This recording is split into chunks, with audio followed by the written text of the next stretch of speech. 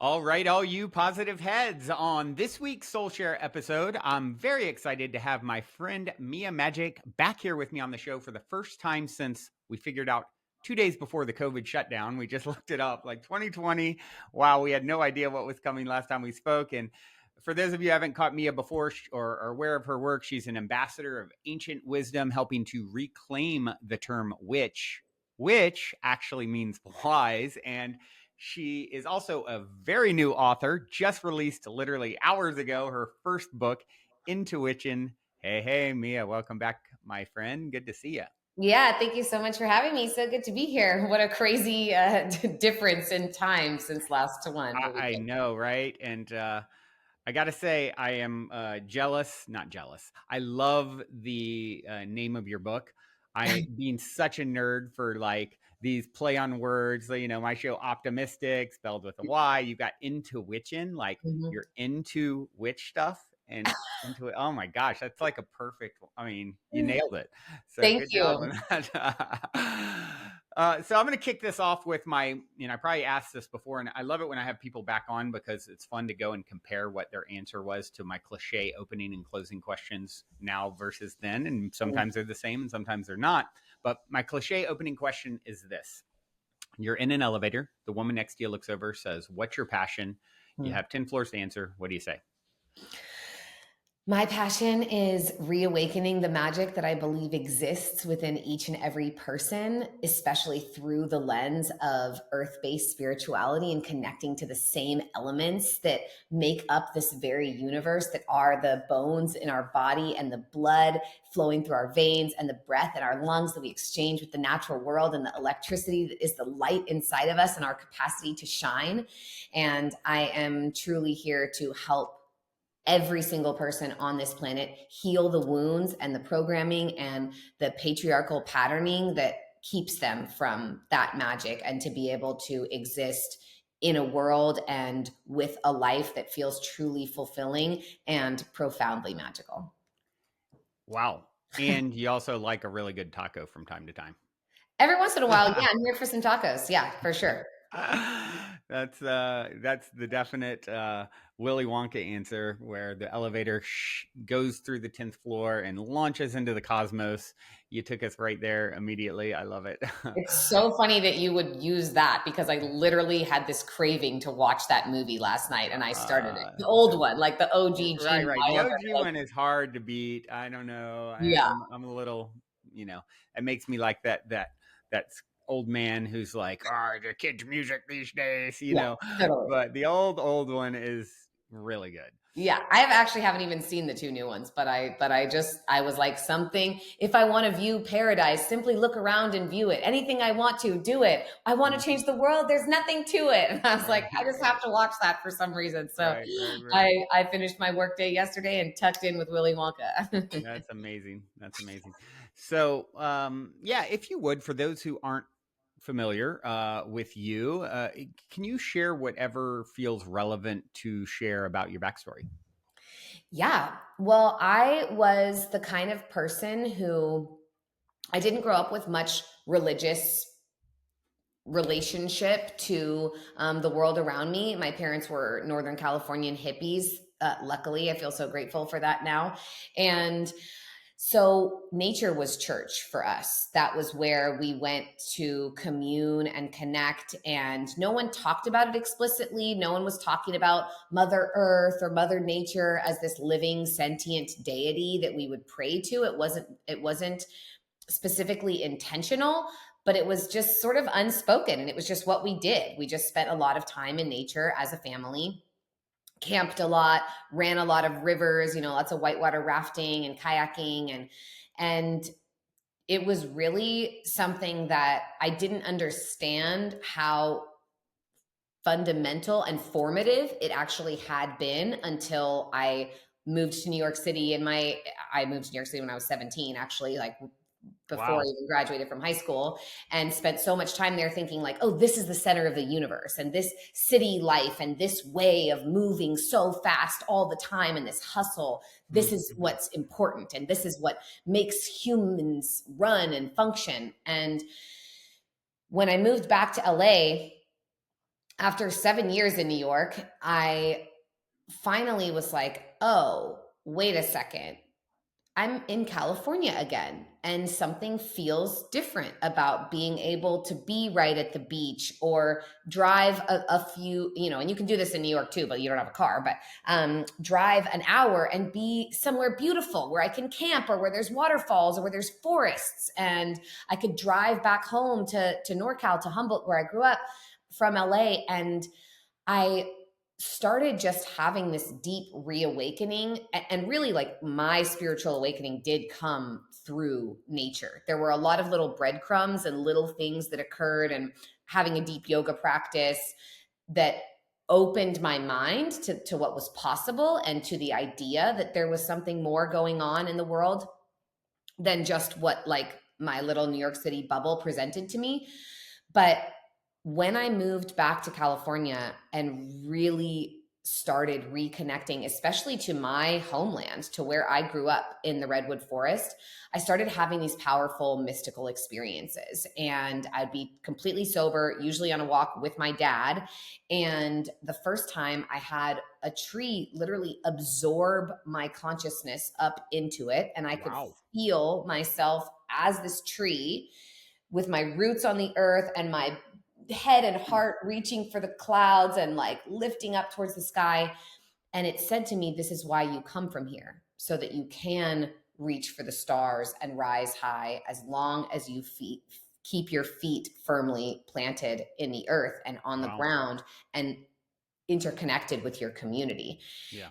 And I was like, did a tree just talk to me? Like, what the fuck is going on? Yeah. But Yeah. it was so visceral, the communication. It literally like changed my relationship to reality, and in that moment, in order to even just receive the message, that I really started asking myself, okay, does nature have a voice? Is this Mother Nature, this Mother Earth that we talk about as a mother, is she actually a living consciousness that is in fact the mother that we all share, that makes all beings on this planet brothers and sisters and related to one another? And can I do my best to listen to her and be guided by her? Because every time I listened, something magical would happen. And the only, baseline that I had for magic in my life was in my fairy tales and fantasy, was in my Harry Potter books and all of my little fantasy books that I read as a little girl. And these people had magic, and it was just normal. It was like Right. nonchalant. It was just their Mm-hmm. lifestyle and way of existing. And it didn't seem unusual. It was just like, no, this is the way it is. And so those two things, this lifelong relationship with nature and with fantasy, where magic was real, once I experienced the magic of nature in its capacity to communicate, I just was like, well, fuck it. I want to believe in magic then too. And I want to experience a magical life. And I Right. want the way that my characters lived in my books to be the way that I'm able to live. And so I started really striving for that and really cultivating that relationship to magic. And turns out it works. And there's a reason why, magic has been taken from us by the major religions, is because it does allow us to be sovereign and to create what we desire. And it makes us need a lot less from anyone else, because we're Mm. able to Right. manifest so much on our own. Right. Right. Cool. Well, I'm very curious, as someone who has really ran with the witch, archetype, and played such a cool role, ever expanding role, making it more mainstream in society, etc. We come across in our community so many people who have past life recollections and things like that. And I'm curious if you've had those. One, two, are you one of the many? Because one of the common themes with so many people in our community is like, oh, I remember a life as a witch Yeah. and I was burned or whatever happened or persecuted. And I'm just curious, in your case, if you've had any of that sort of recollection. Oh, yeah, totally. I've had a ton of personal recollections. Not necessarily, like, the burning isn't a common theme for me, but Mm-hmm. what I remember a lot is the hiding. like Mm. having to hide what I was doing, having to stay silent, having to wear masks, having to really safeguard the secrets. Mm-hmm. I don't have like the particular, but I have a lot of like hanging throat, claws in the back. Like for me, it's a lot around and I call this, that voice that we all have, the voice that's unkind and that tries to drag us down and tear us down. I call it the inner Voldemort or the inner witch hunter. If we are the witch, we are the witch hunter. If we Mm-hmm. are Harry Potter, we are Voldemort. And Yeah. so I think that's like the biggest thing for me is understanding how in any of those past lives or other lives, right? Because of what we know about the nature of reality and consciousness, it is all happening It's at parallel. once, Yeah. even though we perceive it as happening chronologically. And so we are experiencing those things. And because there were up to 9 million women, and not just women, but mostly women, killed, burned, hung, tortured, smushed as witches. Like there were all these tests that they would do to prove whether or not someone was a witch. And often the accused would end up dead either way. And so it didn't actually really matter. They would say, oh, we're going to crush her with this stone. But if she's a witch, she'll be able to, prevent herself from being crushed. But if she's not, then she's going to get crushed. And it's like, well, she just got crushed either And way. then if she prevents it, she's like, see, she's a witch, kill her Yeah. a different way. Yeah. And like, yeah, exactly. And so, and with throwing them into a lake, they would drown people on iron chairs. Like there were just so many crazy things. And so I think the reason why so many magical people have these experiences and these memories is because that's what happened if you shared about your magic. Yeah. If you were a spiritual leader, if you were a healer, we talk about this, like, all these witch trials and witch hunts. Imagine if we did that to the doctors today. Imagine if it was like, hey, I think we should kill all the doctors. I think we should lock them up. I think we should burn them. I think we need to get rid of all the doctors. People would think you were crazy, but that's who the witches were during that time. Yeah. And so I have supported literally thousands of people at this point through all of my programs. Like that's a big part of what built. I started with Witch School, which was like foundational witchcraft learning and sort of like an online Hogwarts for people to learn how to work with magic and to craft the skill of wisdom. And every single week on these calls and Q&As and all these questions and comments, like all the time was, when I'm doing my magic, I feel so afraid. When I'm doing my magic, I'm worried that someone's going to come and get me, or I feel this like these claws on my throat, or I feel like I'm being strangled. I try to proclaim something. I try to talk about something, and I feel like I'm going to die. I'm that terrified. And that was really what allowed me to build and continue diving deeper into creating an ecosystem for people, is because everyone was coming back with these responses. Everyone was feeling this not irrational, but deep-seated, like cellular fear about experiencing magic and practicing magic. And that's really the result, is whether it's happening now or it's happened in our genetic lineage or it happened in our soul lineage, and it was a lifetime that we're leading or are experiencing simultaneously right now. It is a massive amount of fear that we have to overcome in order to operate in a magical way and want to live. We're so blessed that we have this magical community, but you leave LA and there's a few little pockets in the rest of the world for sure, but it's just not the same. And that's because the major religions have deeply demonized magic and really our own sovereignty and our own personal unique relationship to God or goddess or the universe and the divine. And we do feel deathly afraid, because back then you were in mortal danger. If you were caught gathering herbs or plants, which were the only medicine we had at that time, if you were caught doing ritual with anyone, if you were caught doing hands-on healing, which like Jesus is known for, Yeah, it's so weird. anything that we were doing that was outside of the sanctions of the church, even singing, ancient songs of worship to the land, rain dances, sacred dances like hula. Hula is the Hawaiian story. It's this creation story through dance. All of these things were outlawed. All of these languages were outlawed so that people were forced to commune and communicate in one very specific way. And it really stripped us of our culture and our magic. And I think we're all really, that's why I do serve this word witch, is so that we can all reclaim that wisdom that was taken from us and use it to cultivate a more beautiful world and a deeply intimate personal relationship with whatever our word for God is. Yeah, and it's still it is still prevalent. I mean, I have just a personal account. My kid, my son Bradley, his girlfriend's mother, is a Catholic, and went and found her oracle decks or tarot or something the other day when she wasn't home and burned them. Like, it's like, to come home and mom has found the oracle, the tarot deck, and has set fire to it because it's evil.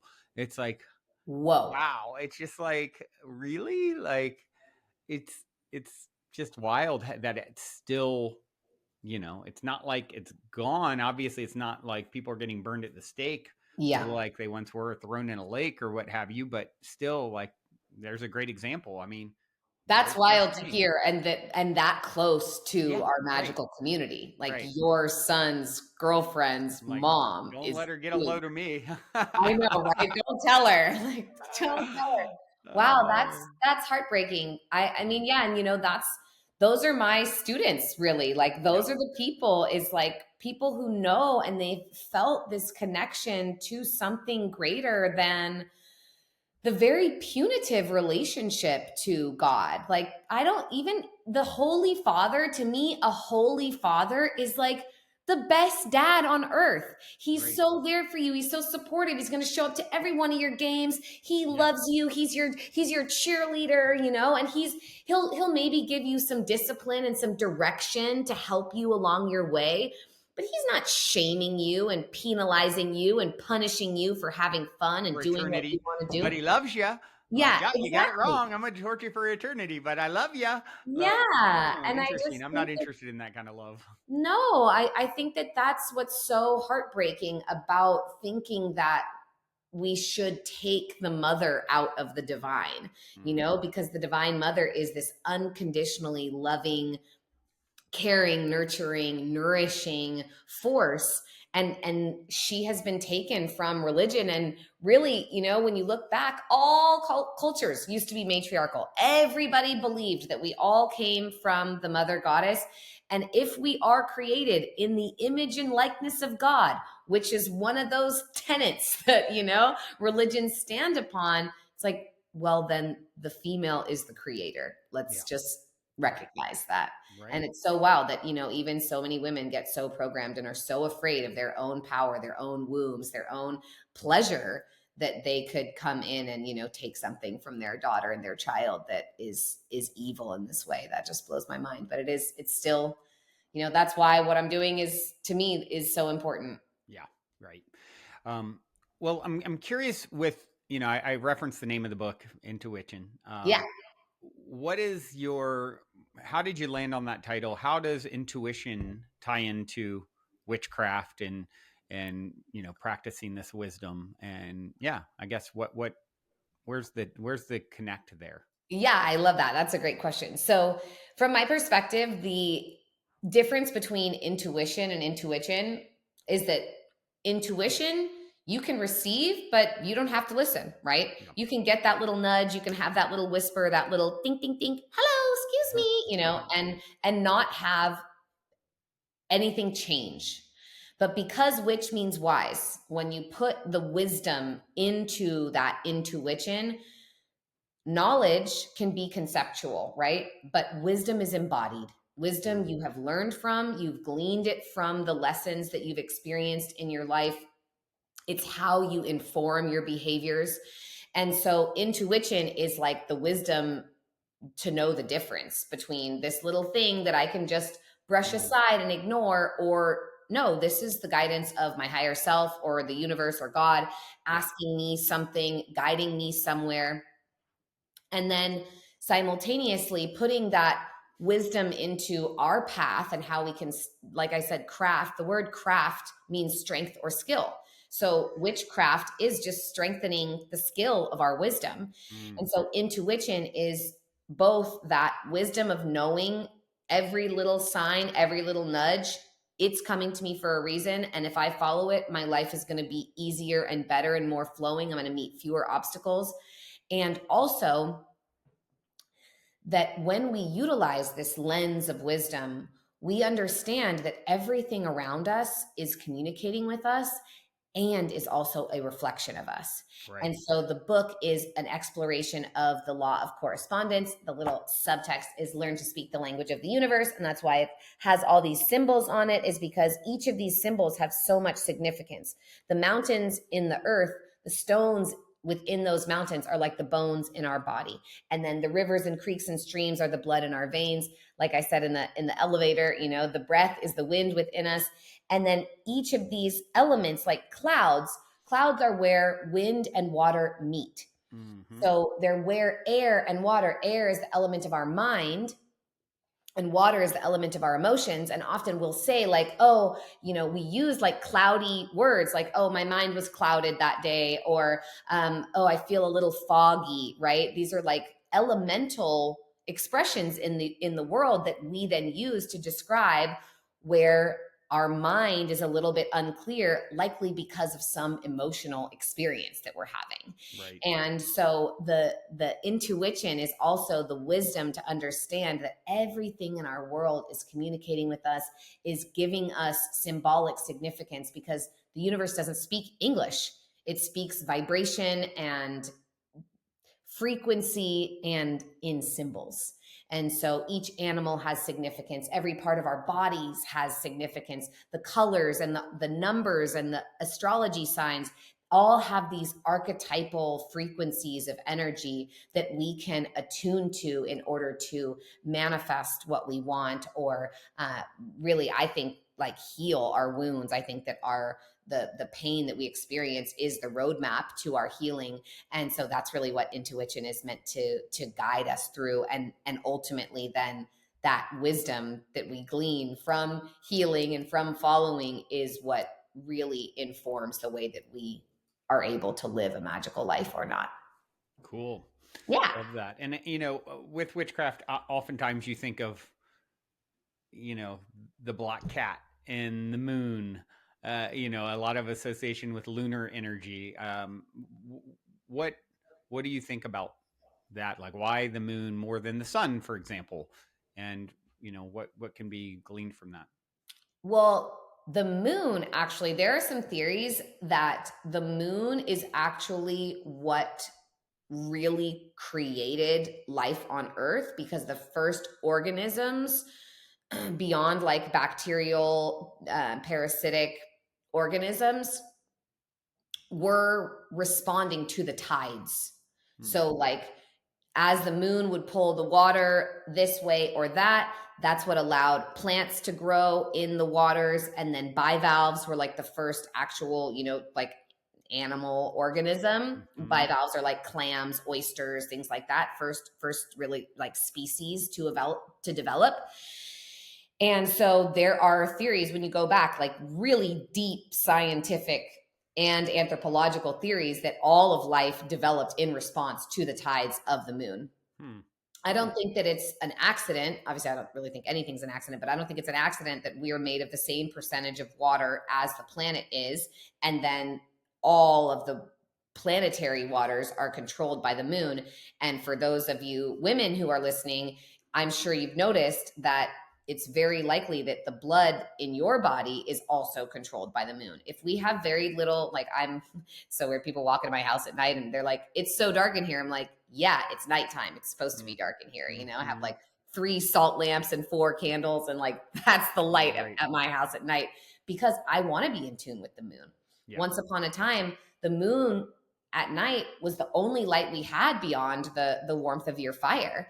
And so that light really helps you and your infradian rhythm, your circadian rhythm to align with really the natural cycles of the earth. And so also, there's a book called Sex, Time, and Power by Leonard Shlain, and he talks about how the moon, because the sun kind of does its same thing, but the moon was really a marker of time. You could really determine the difference and the distinction between where the moon was all the time. You know, the sun's movements are so subtle. It's like, okay, a few minutes longer of daylight or, you know, a slight shift, but the moon is really obvious and it's easy to watch. And because women's moon time and menstruation responded to it, it was also this mark of time that we could watch and we could experience. And knowing how the moon, because the moon is related to the waters on earth, knowing how the moon functioned really supported us in our first forays into agriculture and into like staying in one place and being able to grow food. And so I think that, you know, even astrology, one of the oldest sciences on earth, divination, like in Intuwitchin, understanding how the universe is communicating with you, is the oldest study on earth. It's the oldest science that humans have engaged in. And then the like actual science, astrology, is the oldest on earth. And these are all forms of divination. And so this was utilizing archetypal energies to help us understand ourselves and how we show up in these archetypes of the natural world. And that all really started with the moon and the stars around us. Mm-hmm. And so I think that there's a deep connection to us physically, because if you don't have artificial light in your home at night, you will bleed with the moon. That's just, your body will do it naturally, either on the new moon or the full moon, depending on what's really right for your body, like what you're releasing. But I think that also then it just became, if you wanted to make the medicine properly, if you wanted to, you know, utilize these herbs for this healing, or really make sure that your crops and your harvest were as abundant as possible, you needed to understand the cyclical nature of nature. And so I think it really started as a very practical necessity in our lives to communicate with the moon. And then it also, you know, when that full moon is out, I did a gorgeous full moon walk by myself under the moonlight. You know, you can be out and about. It's bright, it's light, it's fun. Like, that was a great time to do rituals and to celebrate. And all of the natural world gets hyped up and excited around the full moon. That's why, like, there's, you know, more accidents during that time. It's like people are lit, we're excited. Lunatics. All species. What was that? The lunatics are out. Yeah, exactly. And so I think that it really came from that. And it being our only source of light too. Is like, underneath the moonlight at night, I can gather with my sisters or my brothers, and I can, you know, get naked and dance around and have fun and do ritual together. And that's really, you know, that's really just such a fun thing to do. And I think that was just the inherent response of our species, and it really grew from there. So getting back to intuition and reading, you know, understanding how to tap in and everything like that. I mean, I know in the book you also talk about how learning to be more in tune with your body to get bodily messages. So yeah, I'd just like to hear you kind of share some more about that. You know, how does one get more in tune with their intuition, and how these bodily messages play in? Yeah, totally. So there's a lot of different practices throughout the book for different people's sensibilities, whatever works best for you. So getting more in tune with your intuition, from my perspective, is really determining what way you learn best. If you're an auditory learner, then the voice is going to be texturally different, tonally different. You know, your mean critic, your inner witch hunter, is going to speak to you like in a different way than the voice of your intuition will. And it might just be that subtle of a distinction, but because you're an auditory person, you're going to really feel that. If you're Mm. more of a visual person, it might come in really clear signs and symbols. You're like, okay, I'm waiting for a sign. Oh, well, I'm seeing the 1111 or the 222 or whatever my message is, or I'm seeing the, one of my friends is like dating people, and her sign for like, oh, I'm going to find my partner or my boyfriend is like an octopus. You might see these particular symbols and signs. Maybe it's just a color. You're like, okay, well, the color of my Intuwitchin, maybe it is black, maybe it's white, maybe it's red or yellow. And the color that like makes me feel a little bit less connected is like a blue or an orange, and you just determine what your visual cue is to guide you. And then if you're a kinesthetic person, if you're more of a feeler, you're a sensual type of person, you want to watch for that internal texture. Does it feel like contraction? Does it feel like shutdown? Does it feel like closure? Or does it feel open and expansive and exciting? Does it feel exhilarating? And so that's one really great way to tune in and use your body and your particular sensibilities to access a deeper relationship to your intuition. But then also anything and everything that happens in your body.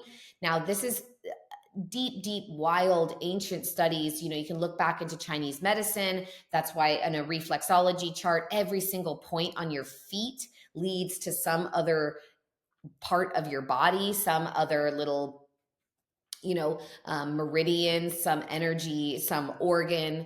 And so our bodies, not only in their energy, in their system like that, where, okay, I can put some needles on my feet that then affect my eyes or whatever, but each part of your body also has an energetic signature. The way that our feet and our legs are our roots, and our little toes are like the hands of our feet and how we grasp the earth, how we connect.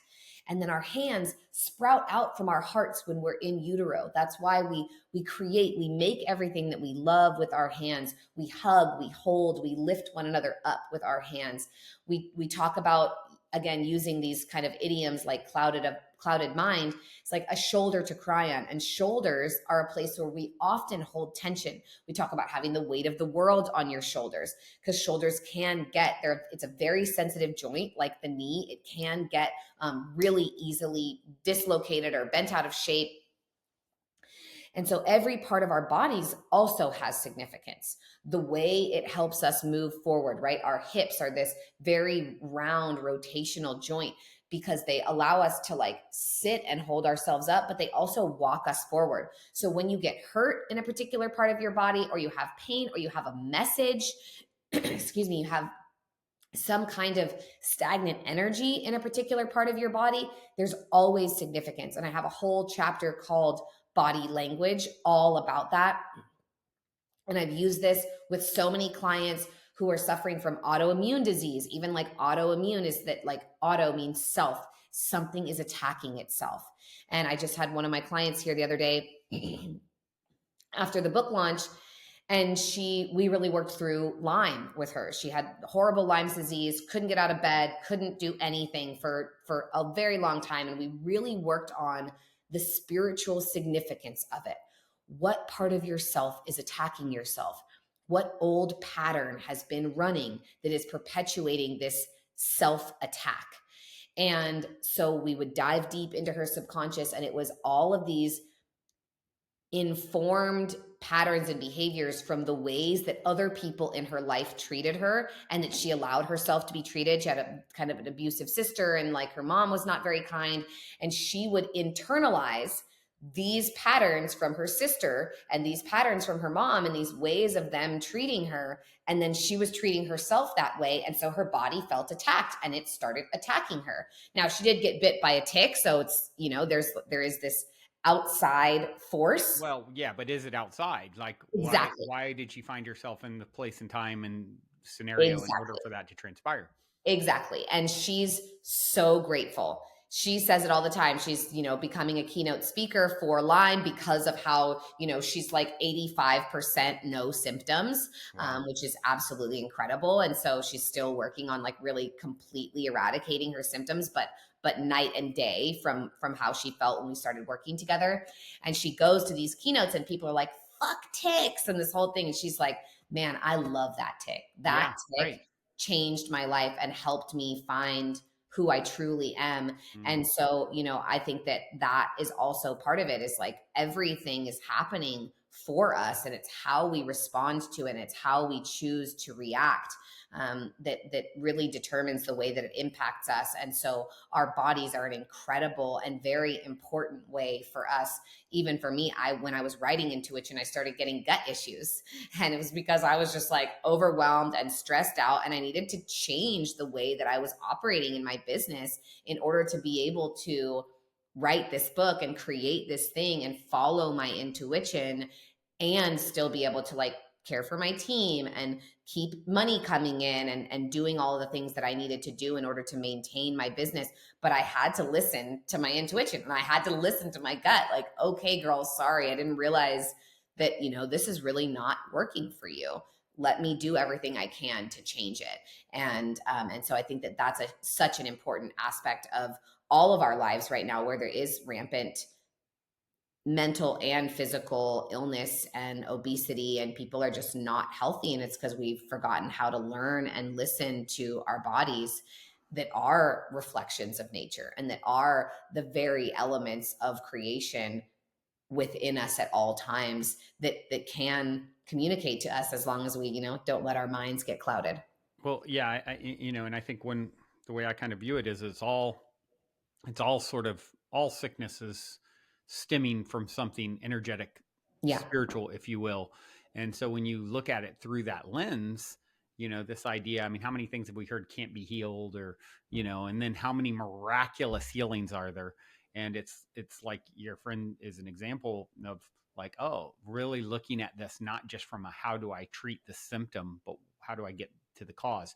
How do I trace back to, you know, I love the story of the tick. Like, it's like, I love that tick, that difference in that story versus the person of resistance, you know, is everything. And I think going back to, you know, I just had an interview the other day that, as of this recording hasn't come out yet, but I loved, he talked about going back to like, oh, what conclusion did you come to at Hmm. in the past about something, and looking at it through that lens of, okay, how do I find that conclusion? And, you know, the way I put it is like, think of it in terms of quantum physics. It's like, how do I superposition it? Is what I've been saying it.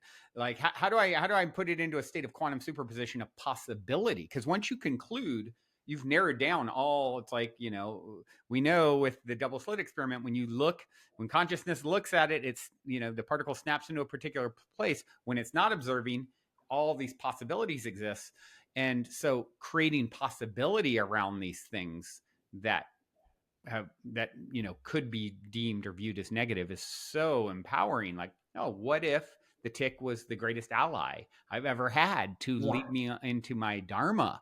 And, you know, in her case. So I think, yeah, it's such a powerful thing to be able to get to the place where you're actually able to consider things deeper than the surface, right? And it's so funny that you mentioned the black cat with the witch thing, because to me, black cats are also that message of a blessing in disguise. Or like Schrodinger's cat too, which is, it can be alive or dead in the box depending. This gets back to the Yeah. physics thing. But black cats were, once upon a time, they were a blessing, like in Yeah. every ancient civilization, in Celtic, in Egyptian, in Greek, like black cats symbolized that possibility, that void, that capacity to like go into the dark and be unseen and emerge with whatever magic Mhm. we possibly can. And so that blessing in disguise, I think, is such an important thing to remember, is like, you can turn anything into a blessing in disguise if you choose it. You know, I've gotten to the place where I really think of it in terms of everything is sort of neutral in nature.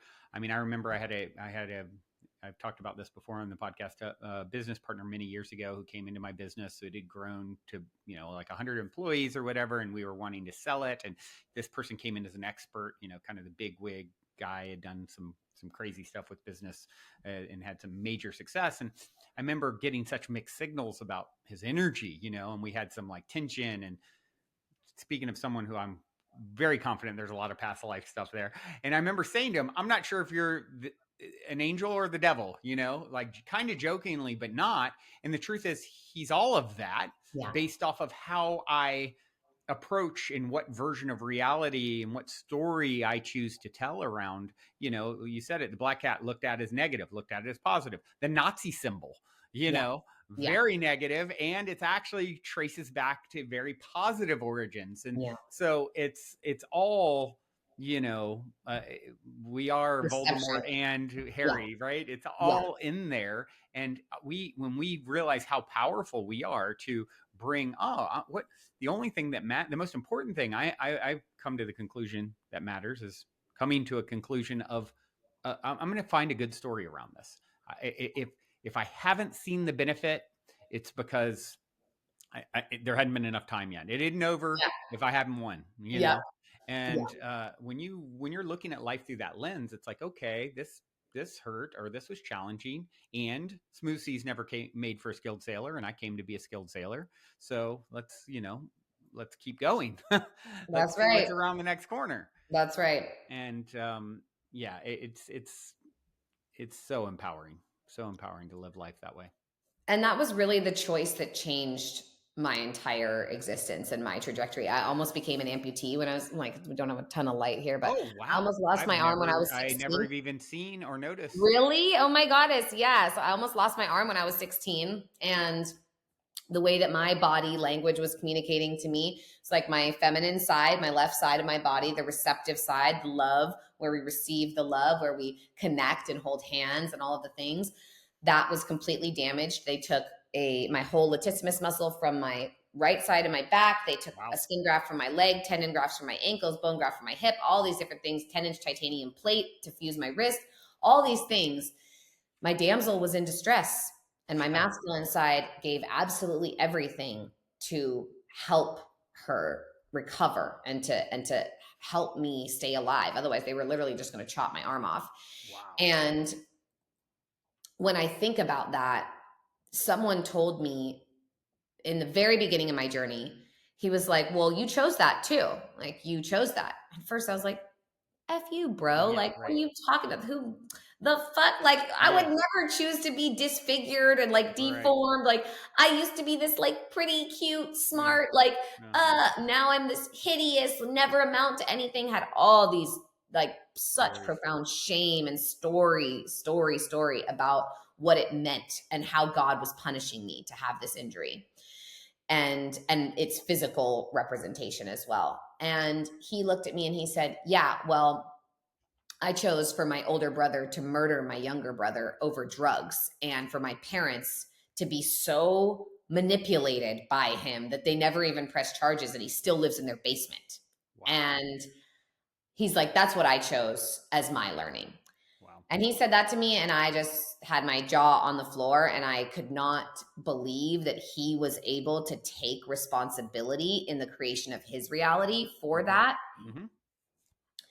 And I was like, okay, if he can do that, then I can take responsibility for this. And I started looking at how I did choose this and how I wanted this somehow in the zoomed out higher self spiritual perspective. I wanted this masculine and feminine challenge to occur so that I could understand why the masculine is wounded and how these damsels in distress, like why we need this to come together and to unite, why we need to work together, why we need to support one another, how the feminine has been wounded, all of these things that, yes, it's just one little micro expression in my body, but it has become my work in the world. Yeah. And I would never have sought so much healing and understood that my magic and my gift and my power is healing magic if I didn't need to be healed.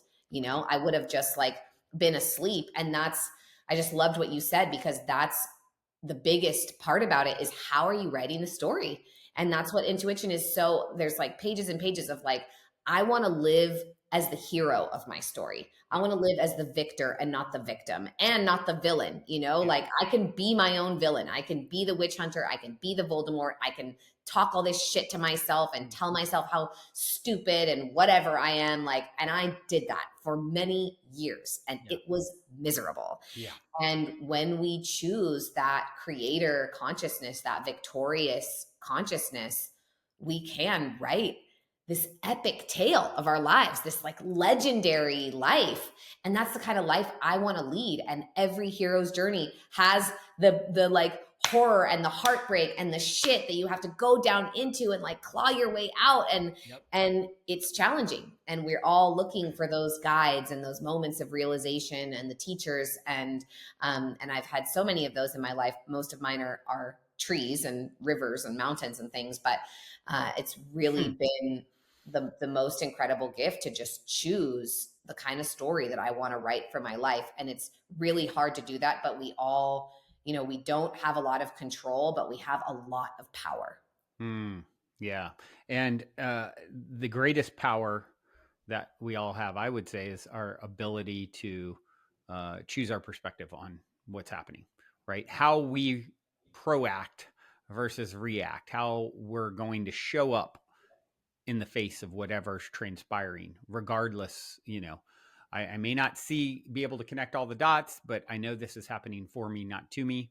Yep. I trust the mystery as one of the keys in my book, The Golden Key, I've released since we last saw each other. And cool. Yeah. And, trust. I trust the mystery. I realize my higher self is playing chess. I'm playing checkers. So I may have a vision of what I think it is or should be. And I'm going to have a very healthy sense of detachment to that, because there's so much more to this than I could ever see from my limited human perspective. And I'm going to, how can I bring the most, optimistic outlook to whatever's happening, and look for the silver lining, and, understanding that it can't, there can't be, they did a great experiment with trees where they, speaking of trees, where they put them in the most perfect environment. Have you heard this? Perfect water, perfect sun, perfect everything. They created the container, and then they would get to a certain point and sort of fall over or die, and they couldn't figure out what the problem was. Like, we've created the perfect conditions, and they realized what was missing was wind, the tension that is created from making the roots strong. Wow. And without that, it couldn't thrive and ultimately live. So, I mean, that really says it all, right? And so that's who we are. That's what we are. We are that tree. You are the tree. And so you're the tree. So I think that's a great way to tie it back to your original story. One thing I want to touch on too, as we continue to talk about, intuition and how to approach it. One of the things that I've heard brought up before, and I'm curious your opinion on it, is how to know when something is, especially people listening or tuning into this podcast, very creative, tapping into their creative a lot of times. And with that can come, imagination that isn't always serving us, right? And so how do you know the difference between intuition and fearful, monkey mind stuff? And I have my thoughts and ideas on that, and I'm just curious what you would say to, how do I start discerning the difference between intuition and, oh my gosh, I'm tripping, and I'm scared to get on the plane because I'm thinking it's going to go down in a fiery flame or whatever. And is that intuition? Is that just my own ego? Right. So totally. Yes. I think that the biggest thing is kind of tuning in with those textural energies that I talked about before. Like, what is the tone of the fear? Is it actually like, hey, I'm grounded and solid, and I'm right here, and I'm letting you know that something about this is not right. And I really would like you to listen. Or is it like, oh my fucking God, there's something going on, and I don't know, like, this is not right. Like, we got to get the fuck out of here. Like, immersed in fear versus information. Exactly. Exactly. And, and I have to distinguish between that myself all the time, all the time. And when I feel my body really respond with like, no, I do not feel safe here, something is off, I listen and I will go. And even if like nothing bad happens, it's like, well, I'd rather be safe than sorry, you know? And so I think like, and something, this is just a little small thing that happened. So my partner at my book launch got our truck broken into. Now, it's that neighborhood. It's like beautiful Santa Monica, like right by the beach with like moms and babies and strollers in the middle of the afternoon. So crazy. Wow. But what happened was, he said he went and he paid for the parking with his backpack. went back to the car, put his backpack back in the car with his laptop in it, Wow. put something over it, like hid it, put something over it, close the truck, da da da da. And I'm like, baby, if you had the Intuwitchin and you're Mm-hmm. coming to a book launch for Intuwitchin, Mm-hmm. to hide it, Yeah. you knew that this shouldn't be in here in the truck. Because Right. if I have to hide it, I'm trying to hide it from someone or something seeing that my Right. laptop is in here in the truck. Wow. Truck got broken into, again, middle of the afternoon, 2 p.m. on a Tuesday. But we were like, I was like, we're going to find, all of his journals were in there. And I was like, we're going to find those fucking journals. So we set out. He's super pissed. He's frustrated. He's like so bummed. And also, of course, that he didn't follow his intuition and just take the backpack with him into the book launch. We're walking around. I was like, we're going to find it. We're talking to all the homeless people. Hey, where would somebody take a laptop? La, la, la. Walking all around, and I was like, it's going to be here. We're checking all the dumpsters and all the things. And he's like, look, it's fine. Like, I don't care. I have other shit to do. I need to go. Like, I can't, you guys don't have to do this. All my friends and my team are helping us and looking around. And I was like, no, we're finding it. And my intuition, he's also writing in a dragon journal, and I'm so connected to the dragons. And I was like, dragons, where are you? Like, where is that journal? Yeah.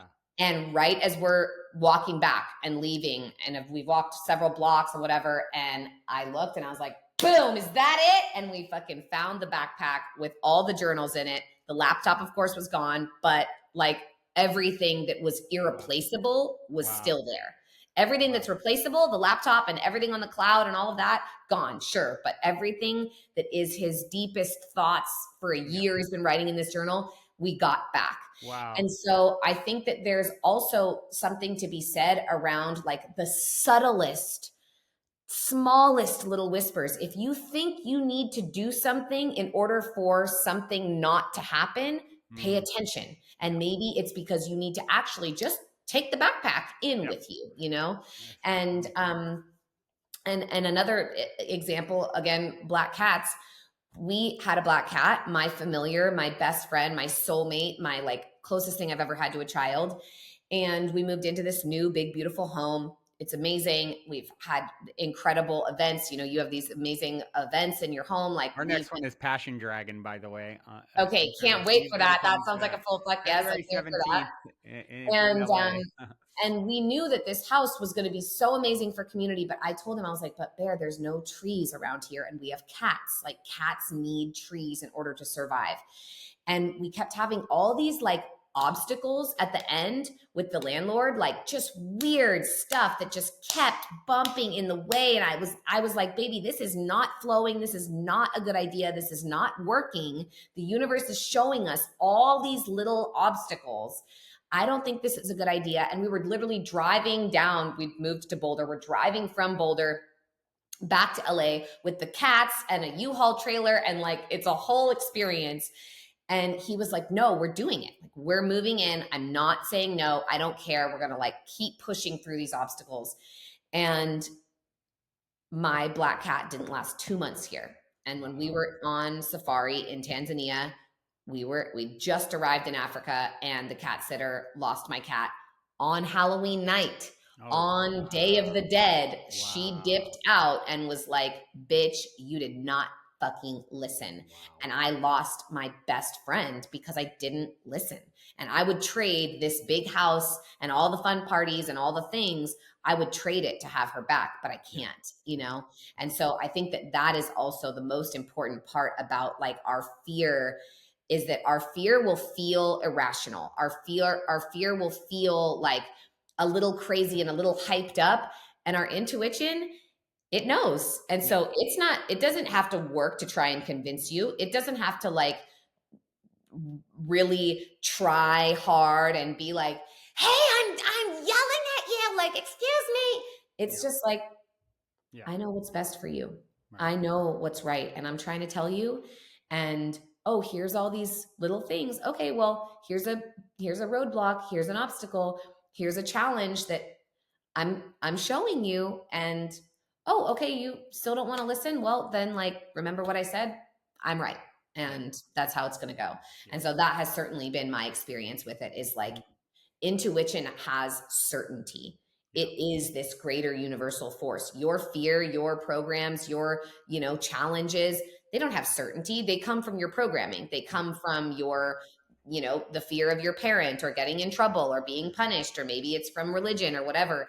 They don't have certainty. Your intuition always has certainty, and it's up to you whether you listen to it or not, because it is certain that you will remember. If you Yeah. don't listen, like, you will remember the moment where you got that little nudge and you chose to ignore it. Yeah. Interesting synchronicity. I mean, last 12 hours ago, I was in Santa Monica parking on the side of the road with my backpack with my laptop in it. And I didn't have any of that. I left it in the car. I left it just sitting out. I did cross my mind. I was like, oh, I just left my backpack sitting out, but I didn't have any like, oh, I need to go back and cover it or anything. And of course, I'm using it right now, Yeah. so it's interesting. Yeah, the difference, like you said, listening to the subtle cues, and I found that it really, um, it it's really worked well for me if I'm wanting a message to sort of ask for it, and even assign a sign like, hey, if I get this in dramatic fashion, then I know that if I get this, then maybe it's the opposite. And Yeah. I did that recently, and it was just like so dramatic. The sign was like 3 times in a row. In the sign was, to do this one thing, I want to see a bear. But since that's kind of common, I don't want it to be like, it needs to be dramatic, right? So I'm sitting there a few hours later. My brother's watching something. I'm hanging out with my brother and my parents, and he's flipping on YouTube on the TV and going through, and it's like there's a giant bear on one. He's like, no, mom, that bear's just clickbait. And so that instantly perked me up. And then the next thing he went to is a comedy stand-up, completely different. It was just, he randomly said that. And the guy's doing comedy on stage. And there's a giant stuffed bear on the stage with him. And I'm like, it's in the shadow. You almost wouldn't notice. I'm like, is that a bear in the shadow? Okay. So I got up. The thing that I needed to do would require me going to my computer. I got upstairs. I'm like, okay, I just got 2 in a row. The bear on stage was weird. Okay, I'm listening. I go on my computer to do the thing that I would need to do via a computer. And then I kind of hesitated. I'm like, I don't know. Do I really want to make this move and do this thing? I'm up there on my computer upstairs for like 10 minutes. I come back down. As I'm coming back down the stairs, I hear my brother from the living room. This is 10 minutes later. Oh, Dad, you think you live with 2 bears, like, or something like that. And it's like, they have no idea any, this. And I turn my ass around, go right back upstairs, Yeah. do the thing. And sure enough, it protected me by Wow. taking that action. Yeah. And so yeah, that for me has worked really well when I set that out and asked. I love that. And those are the symbols. That's the thing. Is like the universe can communicate, and also bears are like so nurturing. They're so loving. That mama bear, Yeah. like Ursa Major is one of the oldest known constellations, like the Great Bear in the sky that has the North Star Polaris that guides us home. And like that bear energy is always there to guide us. And also bears, they do hibernate in the winter. They're like, I'm gonna chill. I'm gonna like tuck in and recharge completely and have this whole season where like I'm not doing anything. They have so much significance for us as a species too. So like using that sign is also just so much guidance in and of itself. And then for it to just show up and respond is like, yes. Yeah. It was dramatic, it was funny. By the third one, I'm like, okay, I'm not gonna, I'm listening. You got my attention.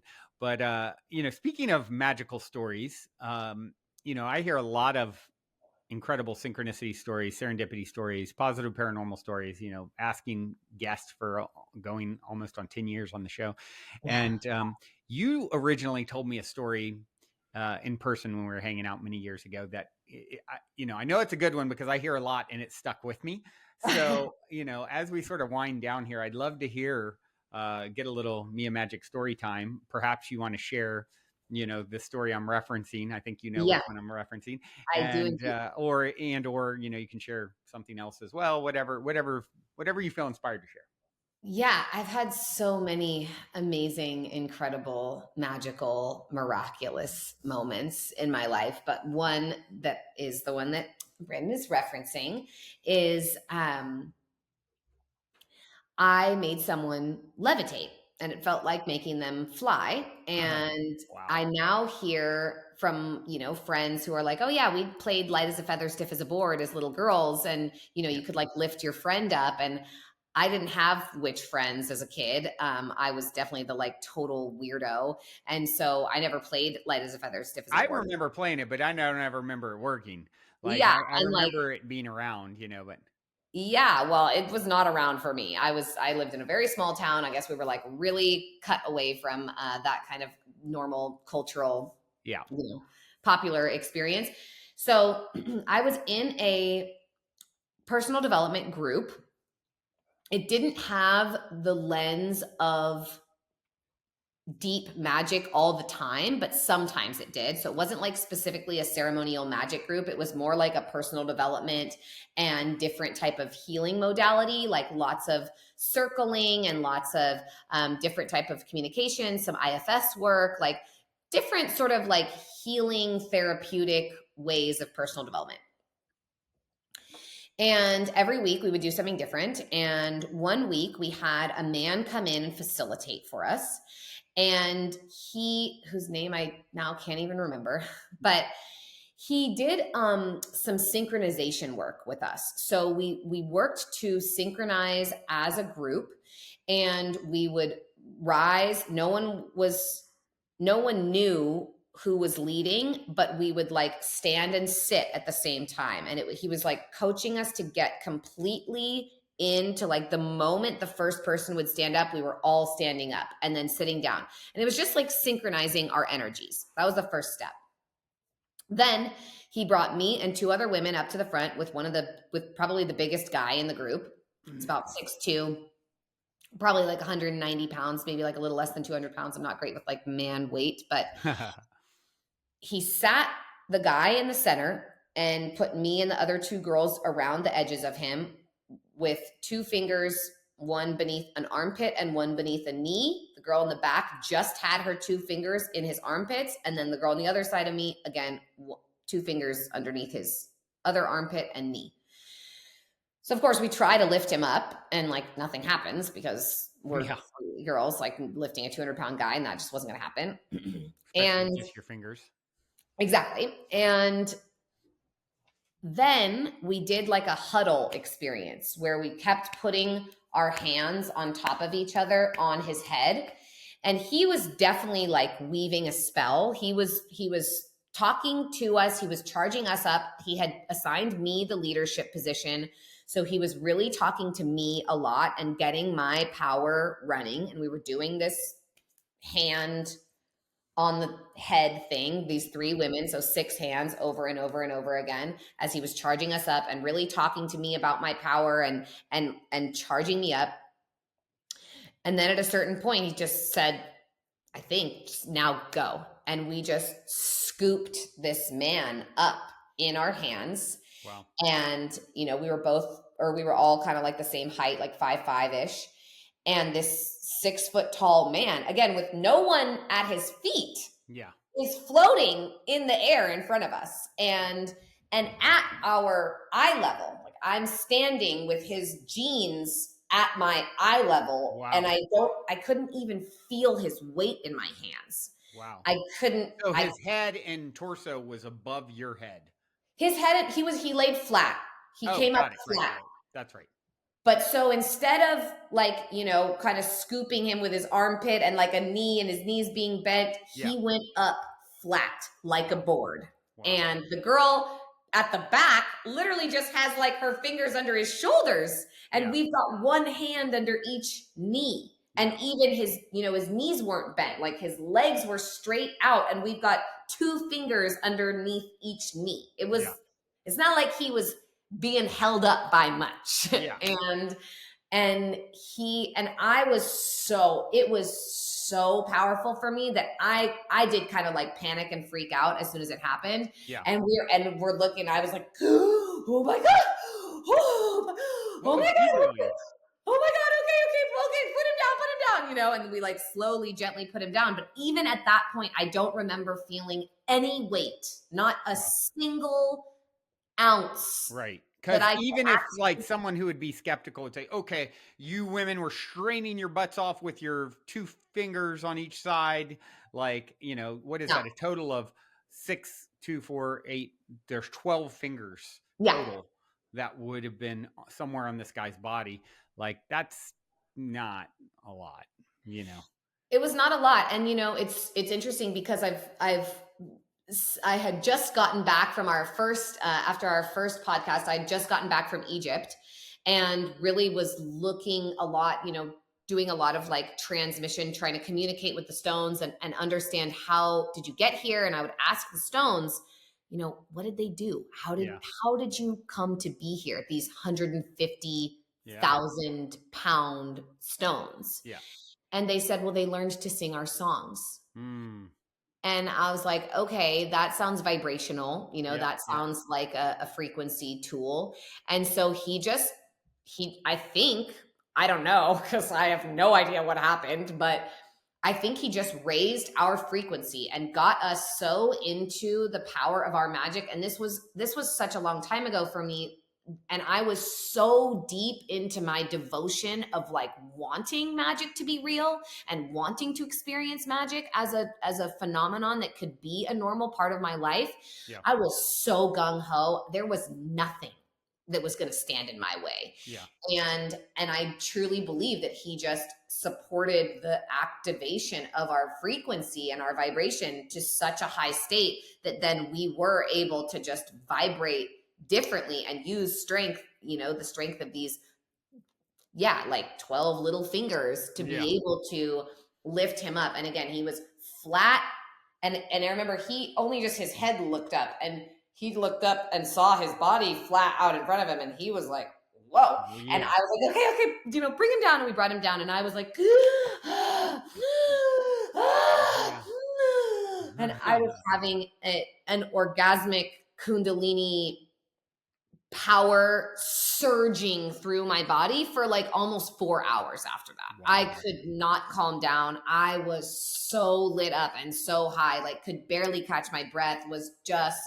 That was one of the most powerful magical experiences I've ever had, still to this day. And it was profound and still is unexplainable too. Yeah. I can't really explain how I did that. Yeah. And everyone's like, well, what was he saying? And I was like, I don't know. Like he obviously put me into a trance, like I was just doing my little huddle hands and then it happened. And so, it was really, really an incredible experience. And so many other magical things like that have happened, but one that would be deemed real magic to every sensibility, like to everyone, no matter who or what you are, or what you believe or what you're into, that's definitely one of the top ones that was just undeniable. And there were 30 people in the room who saw it happen. And have you ever tried it since? I haven't. I tried it once with a friend and we just did the movement with the hands and we didn't know what the other part of the process had been. And so it didn't work. Yeah. Right. What a trip. I love that story. It's such a good one. Magic is real. Well, for those who would like to connect with you, get the book, how do they do that stuff? So the book is called Intuwitchin, INTU, Witch. IN. And I'm Mia Magik, MIAMAGIK. So you can find me there, Instagram, YouTube, website, TikTok, all the things, MIAMAGIK. And the book is available now. And if you go and order it, I would love to hear what you think. Please leave a review because it really helps first-time authors. And this is just the beginning. I have an oracle deck coming out in October and then a second book called Witchual coming out next April. And so there's a lot of magic coming. And this is an incredible foundational piece of information and wisdom that will fundamentally transform your life if you read it. So I'm very, very excited for everyone to dive in and experience it. And I also read the audiobook on Audible myself. So if you get the audiobook, I always prefer that when it's me reading it. That's what I did too. It's great. Well, very, very cool. Thank you for taking the time to come on and share and super, super excited for you and all your developments in the recent years. It was cool to, we hadn't seen each other for a while and ran into each other at an event. So I'm really glad that happened. And yeah, if you can make it to Passion Dragon, by the time this comes out, actually, I think that event will be past for anyone listening, but there's others. You can check out Mystic Manor LA on Instagram. But yeah, and I'd love to see you for that. And yeah, cool. Amazing. Thanks so much, brother. Really appreciate it. Yeah, I do have one final question for you, my cliche closer. Yeah. In 60 seconds or less, what is the meaning of life according to Mia Magik? I believe that the meaning of life is returning to our true nature. And I do believe that that exists harmoniously between all species. I think that we can come home to ourselves in a way that feels magical and empowered, where we get to be who we truly want to be, where we're allowed to be safe in our expression and in our pleasure and in our power and in our magic, and where we can all operate as brothers and sisters and as a global family. And I believe that the meaning of life is really doing our absolute best to return to that and healing any of the wounds that have stood in the way, because scar tissue is actually stronger than regular tissue. We can create deeper intimacy and more magic and greater connection through rupture. And our world has been in a state of rupture. And I believe that we are the ones who came here to help it heal and to really bring a new evolution of consciousness to this planet, who deserves absolutely everything, because she provides us with absolutely everything. Wonderfully said. Thank you again. You're such Yay! an inspiration. And thank all of you out there for tuning in your beautiful brainwaves and incredible hearts. Until next time, journey well.